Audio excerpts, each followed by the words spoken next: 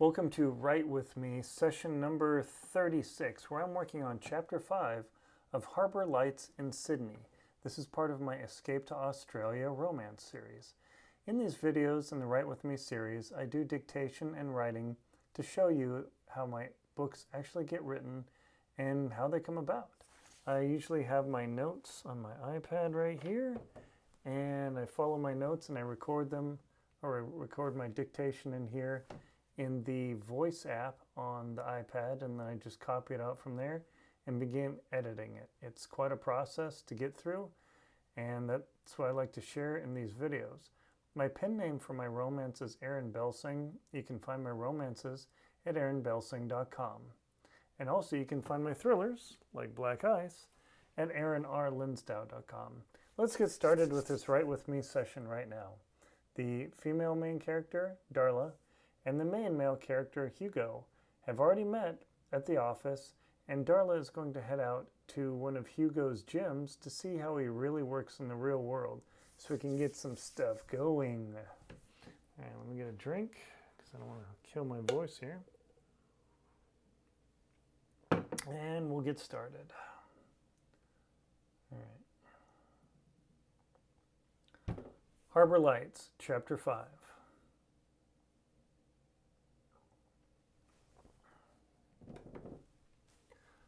Darla arrives at the downtown Fit for Life Center in downtown Sydney. She was amazed at how modern the city looks compared to what she perceived how Australia would really feel. She wasn't exactly sure what to experience from Minnesota, but after several days of living in Sydney and taking the ferry across the harbor, past the bridge, under the bridge, and past the Opera House every day, she started to feel more and more like a resident. But as she stood in front of one of the Fit for Life's gyms where she was supposed to meet Hugo.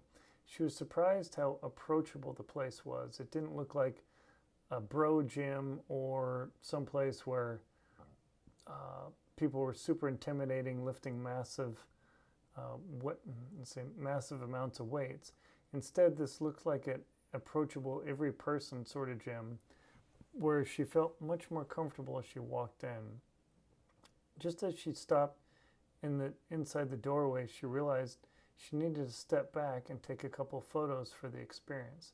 So she walked back out onto the street and took several photos with her phone, capturing the essence of the business, and then she videoed as she walked in. As she walked in, one of the staff members looked at her oddly, and she smiled and waved, and immediately she stopped recording and then walked over and said, "Oh, hi, I'm here to meet Hugo Archwald. I have an appointment with him." And, "Oh, you must be Darla, correct?" "Yes, I am. I'm supposed to meet Hugo here. I'm a little bit early, my apologies. I just didn't want to get lost and wandering around Sydney." "Oh, sure. Actually, Hugo is actually on the floor right now helping people out in their workout regimen." Darla widened her eyes and cocked her head. "Really?" Her pulse raced a little bit, thinking about how Hugo seemed to be a pretty bulked up business guy. Maybe he worked out on the side, and the young clerk dressed in a light blue teal shirt with the logo Fit for All across his chest said, "Oh no, actually he's a certified trainer, so not only does he crazy own the business," and then he leaned over a little conspiratorially, "he completely knows how to weight lift and work out and help people doing it." He stood back and said, I'll see if I can find him on the floor and I'll be right back, okay?" Darla agreed, and the young man departed looking for Hugo on the floor, on the weightlifting floor. As she looked around the space, she saw the wood panels at the front desk and the cream-colored tile on the entryway. She saw that the high ceiling was black, and that gave the location a more natural feel, so it focused the lighting on the machines and the people rather than giving it a more clinical, like a white ceiling that would give a more clinical taste. As she looked around, she saw the, let's see what color would it be, blue and yellow contrasting equipment. Let's see, I need to have that. Blue and yellow. And Darla was impressed because she wondered how the logo that she saw Hugo wearing at the business meeting matched the equipment, and everything was completely aligned.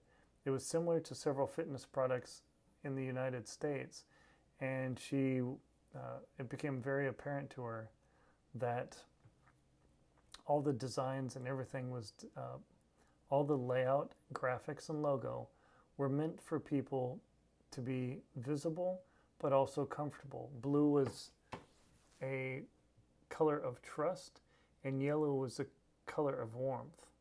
She pulled out her phone and began tapping a few notes in her notes app about the basic layout and what it was like inside.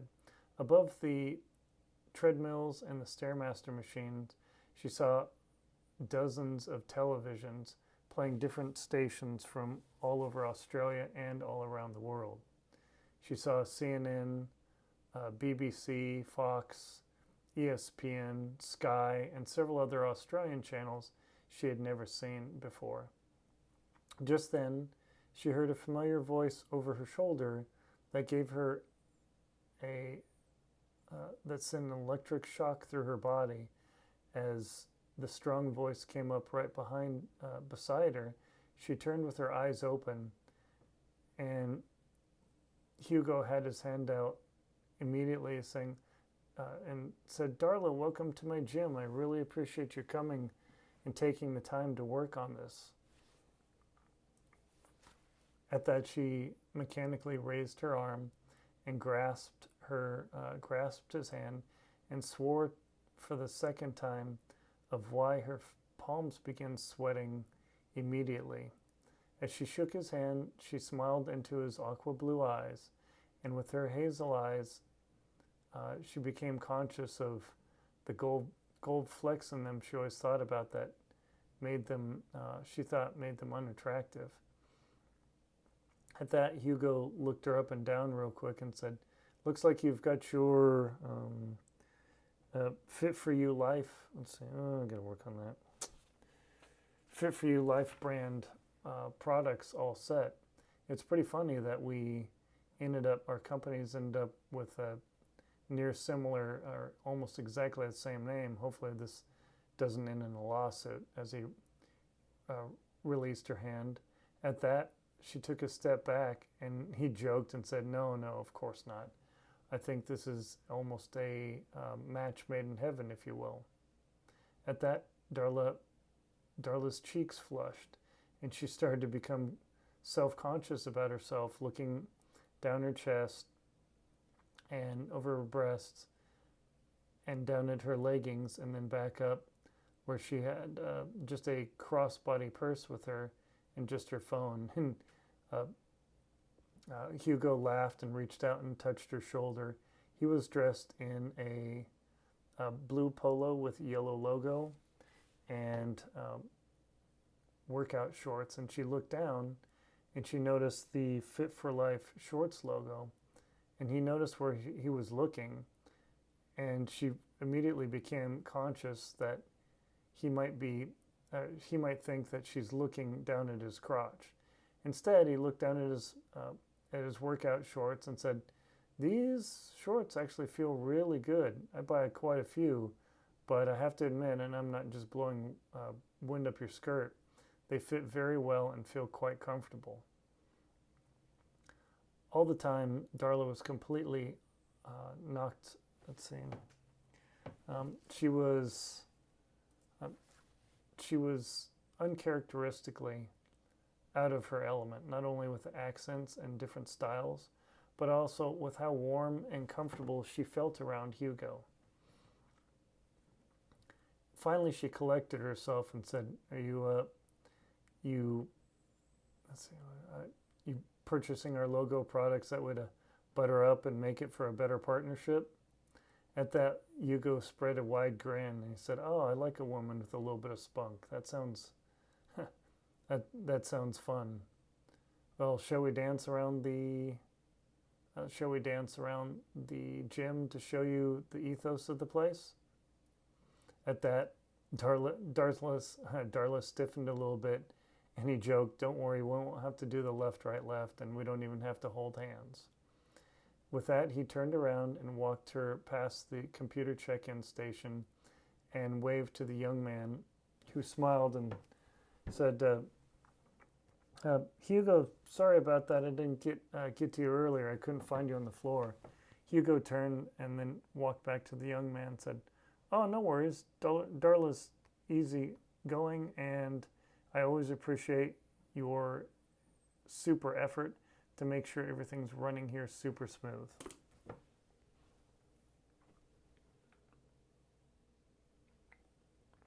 As Darla followed Hugo through the space, she looked at the free weights area and saw several young men who were very bulked up, lifting heavy weights, free weights, and immediately she noticed that they had the classic gym shark look. And at first, she started registering that this may not be exactly what she had in mind, but then she looked up and down the machines, and what caught her eye were completely regular people who were working out. As Hugo and her walked by one lady, the older silverhead lady said, "Thank you so much, Hugo, for the help. I really appreciate it. I didn't want to get hurt." And Hugo immediately walked up and said, "Oh, no, gosh, we never want anyone to get hurt. We only want you to be the best version of you." He turned and pointed to Darla and he said, we meet the brand manager for Fit for You for Life Athletics. Her company makes these excellent shorts," and he pointed down and touched the logo on his thigh. "And she's here from the United States for a couple months to do some work with her business and potentially us." The woman's eyes widened as she was wearing a baggy t-shirt and long, loose workout pants with white tennis shoes, and she stopped pressing stopped doing her curls on the machine and stood up and looked Darla up and down and said, "Oh, you're so beautiful. Girls from America always look nice." And with that, Darla blushed and looked down and said, "Well, thank you very much. You're actually very fit yourself." And the woman shook her head and said, "No, I'm just a grandmother in here making sure I can still walk and pick up my grandchildren while I can." With that, they excused themselves and let the woman back to her workout as they continued to explore the place. Hugo explained that his entire theory was that even though he was a fairly bulky guy,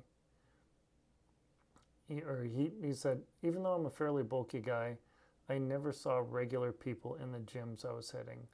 And I noticed that in Sydney that there weren't too many products. It's very much like the series of gyms you have in the US, like 24-hour Planet Fitness and all those. And what do you think of this?" Darla walked around and looked at the space and said, the feeling of the place is so good. I'm really impressed."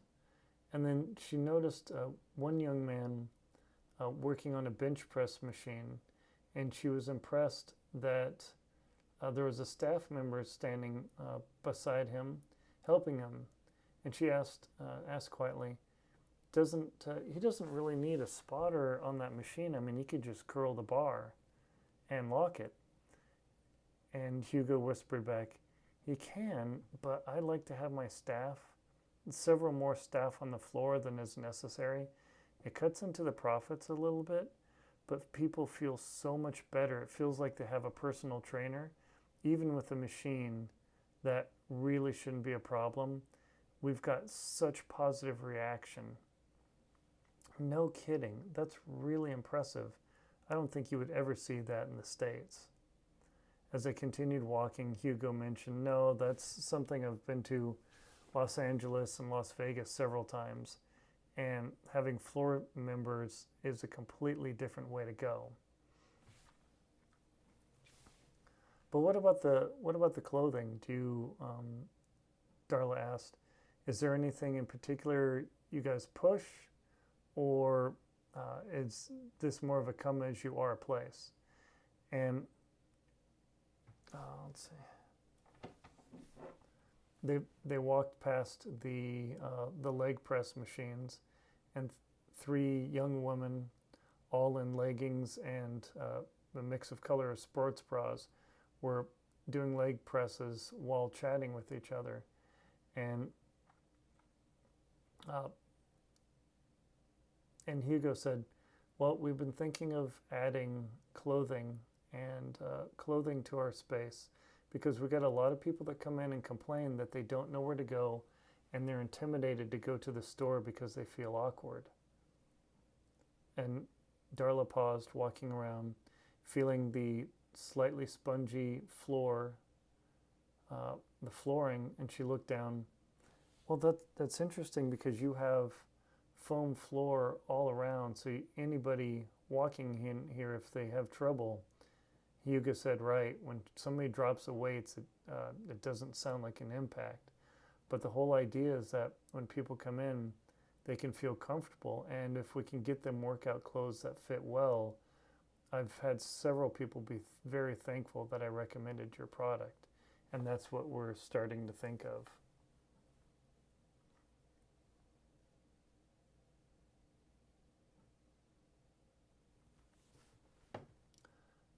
As Hugo walked around the back of the space where some of the more complex machines are, he looks at her and says, and asked her, "You really do work out yourself. Your muscles are fit. Your legs look toned. You look really good." He didn't. Darla noted that he didn't say it in a leering or creepy way, but rather completely complimentary, and she wasn't sure if he was attracted to her or he was just being courteous. But she did notice that there was a little bit of a twinkle and a grin in his face that wasn't common with when men were just simply being courteous. She told him, "Thank you very much. I really appreciate it. And I discovered you dance really well." She looked at him and cocked her head sideways and told him, "You really aren't going to give that up, are you?" No, he said. He said coyly. Found an attractive American walking on the beach, and I really should have just took your hand and danced around. But I didn't think that would go too well with a complete stranger. You never know what people will do. After a complete tour of the gym, the workout area, and the massage chairs, Hugo brought Darla back to his office and showed her all the different camera systems and the data collection that they use and what they're permitted. He said, "Australia is very strict on the data we collect, and we do have to get, when people sign up, we're very explicit that we have cameras for everyone's safety, but we do use it to do continuous improvement programs." Darla replied, That's about right. That's pretty impressive." She looked around. That's about what we have in the U.S. She looked around at Hugo's office and saw that it was actually quite Spartan. There weren't any big mahogany desks, but he didn't have an old, ugly gray steel government desk either. It looked very sensible and approachable, just like she was noticing that the man was.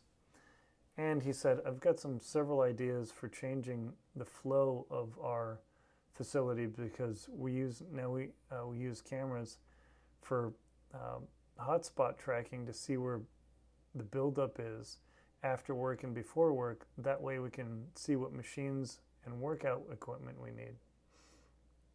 He motioned for Darla to sit in the chair opposite of him across his desk, and she sat in the mesh back chair and felt immediately comfortable in it. It didn't press against her legs or her back at all. And he asked, "What do you think of that chair?" And immediately she turned around and looked at her back, pushing her coach, or her teal coach crossbody behind her, and said, "This is amazingly comfortable, even just for an office chair. Is this something you thought about?" It absolutely is. This is something we all work on. And I notice you don't have like crazy complex office things. Like some rooms look like it's a brag room. And Hugo looked around his office, smiling, and then said, "No, in fact, this isn't meant to be a brag room. I simply get the business done and then focus on my employees and the customers." With that, Darla felt more comfortable around the man, knowing that he must be pretty well off, but she thought to herself, he's unbelievably approachable for a man who must own a multi-million dollar business. Hugo looked down at his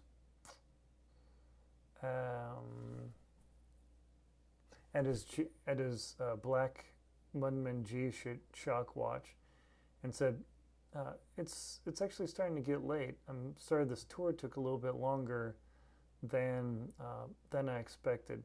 I have some plans with coworkers. We've got a staff meeting, and I'm not sure what you've got going tomorrow, but I don't have any meetings. If you'd like to go out for a ride or a run, I don't know if you do either. And he hung the question in the air with a little bit of trepidation in his voice. And Darla was surprised. For a man who was as strong-looking and confident as he was, she still felt the young boy somewhere inside of him of asking a girl out. She wasn't sure if this was a professional date or a professional meeting or a date, and she almost thought to ask him, "Is this a date?" But she hesitated and said, "Actually, I do a little bit of riding, running, kayaking. I do everything." I was excited to see what it was like in Australia. She creaked back and forth in the chair, unsure of what to say next. And Hugo suggested, "Well, why don't we go just for something no pressure? How about a little bit of bike ride around part of Sydney? I've got a few bikes that are ladies that are you're more than welcome to try." Absolutely, that would be incredible. I didn't even think about that, and flying my bike around halfway around the world, since in Minnesota I only get to use it a few hours. Exactly. Hugo stretched his back and flexed his muscles a little bit, reaching his hands out and flexing his hand, and said, "I need to get another yoga session in."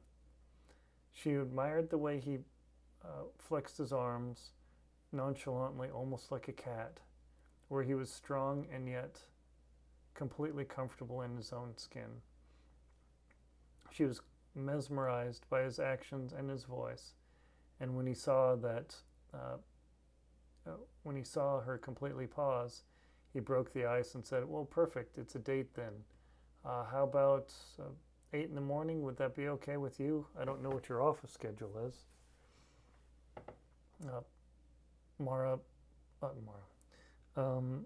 Darla pulled up her phone, punched in her calendar, and looked, and of course she knew it was completely blank, but she wanted to feel important anyway.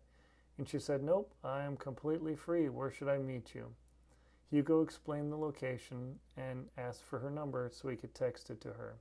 She gave it to him, and then he immediately messaged her. As soon as the message came across, she smiled with a big grin, and Hugo stood up and asked, "Oh, I'm sorry to have to go. You're certainly welcome to work out or do whatever you want here. I just don't like being late for the meetings. You know, you don't want to put on a bad impression."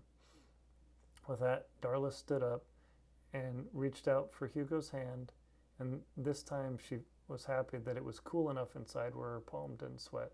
She shook the man's hand, and then he escorted her out and excused himself as he saw 3 of his employees already standing in the middle of the gym. Goodbye, I'll see you tomorrow, Darla. Wonderful, Hugo, thanks. She walked out of the gym and looked at the young man behind the counter, and he smiled a big grin and waved at her and said, "We hope to see you again, ma'am." As she walked out the door, she thought to herself, "I sure hope to see a lot more of this too." Perfect. Okay. Done. 24 minutes. All right, and that was chapter 5. And bring up Scrivener here, my writing software. Harbor Lights in Sydney, and we'll see how many words I have. Okay. Making these chapters nice and long, that's for sure. Okay, boom. Copy. Chapter 5. Raw Q. 3,346 words. Woo! Okay. We're getting it done here. Super excited to be able to knock these chapters out. I notice I'm speaking a little bit faster. I'm starting to get more comfortable with the story, and that's one thing when I first start out with stories. It's a little bit of stumbling struggle. Just like when you begin dating someone, you're not exactly sure of yourself. But as I get into the story process, it becomes more fun and more enjoyable as I get to spend time with the characters and spend time with the characters and feel what they're feeling and try and inject that into the text. So I give you, the reader, the experience of the joy and experience of what it is to draw out the emotions that I want in you. Thank you very much for watching. My pen name is Aaron Belsing. Please visit my website, aaronbelsing.com, and also visit my website for my thrillers and nonfiction at aaronrlinsdau.com. Thank you very much for watching, and please like, comment, and subscribe. See you soon!